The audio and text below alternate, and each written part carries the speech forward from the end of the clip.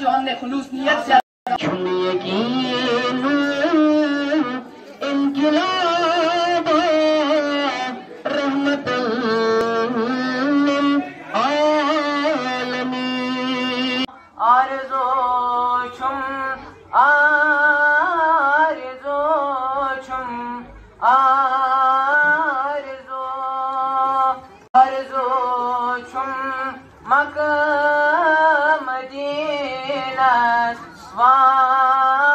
آپ خود جانتے ہیں اور آپ اس علاقے کے ہی ہے، اس ہارون کی 5000 سال کی ہسٹری ہے،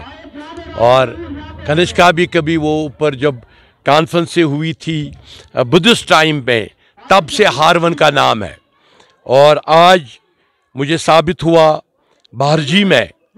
اور بارجی کے اس بہت ہی نالج کے علاقے میں جہاں کشمیر پبلک سکول کے یاسم مظفر صاحب کے انسٹیٹیوٹ نے، جاسم کے انسٹیٹیوٹ نے ایک ایسا محفل نعت، اور وہ بھی غلام محمد صاحب کے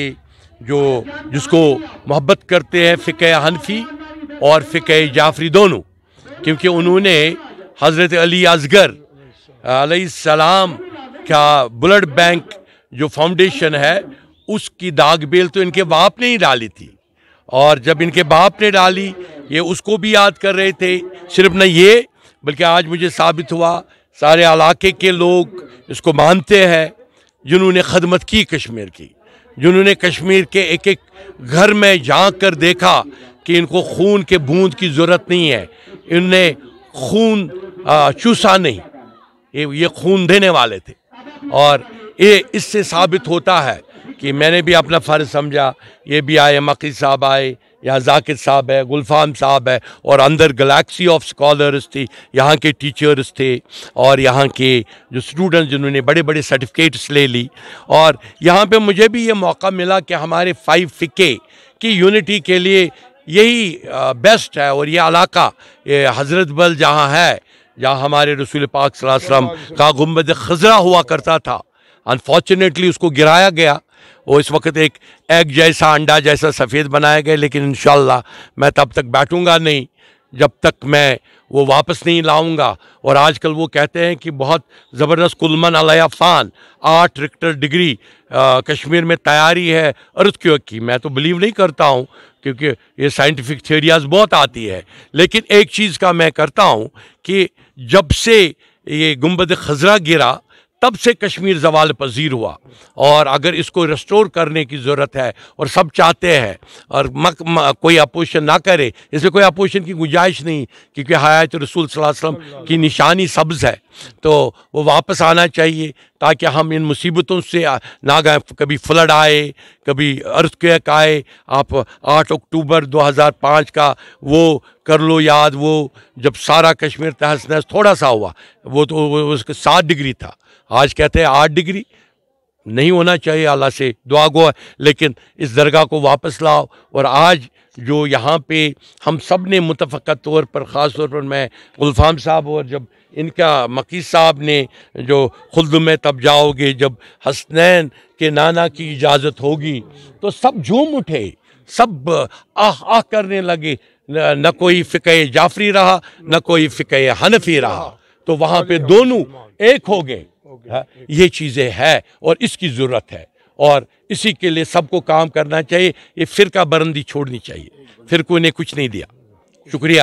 علی Asghar blood bank care foundation کے جو فاؤنڈر ہے خواجہ غلام محمد رحمۃ اللہ علیہ، اس کی یاد میں یہ مناتے ہیں ہر سال، اور اس میں موسٹلی ہم کیا کرتے ہیں، ہمیں نعت کمپٹیشن اور آرٹ کمپٹیشن ہوتا ہے، اس میں یہ اسٹیٹ لیول کمپٹیشن ہوتا ہے، اس میں وادی کے طول عرض سے بچے آتے ہیں اور اس میں اپنا نعت شریف جو پیش کرتے ہیں، تو جج صاحبان اس کو ڈیسائیڈ کرتے ہیں، اس کی بنیاد پہ، میرٹ کی بنیاد پہ ان کو پوزیشن دیا جاتا ہے۔ اس کے علاوہ ہمارا ایک آرٹ کمپٹیشن بھی ہوتا ہے۔ آرٹ کمپٹیشن میں ہم کیا کرتے ہیں، یہاں پہ اس سال کا تھیم ہم نے رکھا تھا کانسیکوینسز آف وار، تو ہم جنگ کی وجہ سے ایک عام انسان जानवर परिंदों चरिंदों पे क्या असर पड़ता है, इस पे मतलब ये हमारा ये थीम था आज, तो इंशाल्लाह वो भी हमने किया। तो मैं आपको एक बात बता दूं कि हमारा सिर्फ मकसद है कि हम तालीम जो है, तालीम का जो असली जो मकसद है, तालीम का मकसद वो घर घर पहुँचे, हर बच्चे के पास पहुँचे, और इंसानियत का जो पैगाम है हम वो इन जैसे इवेंटों से हर घर पहुँचाए। यही हमारा मकसद है इन इवेंट्स को करने में। देखिए, ये जासिम साहब गुज़श्ता 8-10 बरस से ये फंक्शन मनाते आए हैं अपने वालिद साहब की याद में, चूँकि मरहूम ख्वाजा गुलाम अहमद भट्ट साहब ये जो Ali Asghar blood bank care foundation उसके बानी हैं। तो जासिम साहब को हम मुबारकबाद पेश करते हैं कि इन्होंने इस तरह का इनिशिएटिव लिया। इससे क्या होता है कि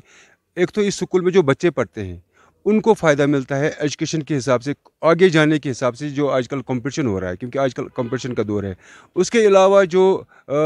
ये जासिम साहब जो दूसरे फंक्शन दूसरे इवेंट्स इस हवाले से करते हैं, इस नाम से करते हैं, तो उसके ऑटोमेटिकली उसके जिनको हम उर्फ़ा में सवाब कहते हैं वो भी इनको मिलते हैं, और अजर अज़ीम जो है वो जासिम साहब को भी मिलता है और इनके वालिद साहब को भी मिलते हैं। हम जासिम साहब को इसके लिए मुबारकबाद करते हैं और उम्मीद रखते हैं कि जासिम साहब आइंदा भी इतने ही नहीं बल्कि ये दूसरे जो इवेंट्स है वो भी करते हैं लोगों की भलाई के लिए। लोग जैसे कि खून की हथिया देते हैं, दिन रात 24 घंटे इसी काम में लगे रहते हैं, या जो ब्लड ये क्या नाम है इनका मेडिकल कैंप, उस तरह के मेडिकल कैंप्स करते हैं फार फ्लंग एरियाज़ में। उन लोगों के पास जाते हैं जिन लोगों को कोई पूछता भी नहीं है, उनको उन तक दवाइयाँ पहुँचते हैं। उसके लिए भी जासिम साहब मुबारकबादी के हकदार हैं। शुक्रिया।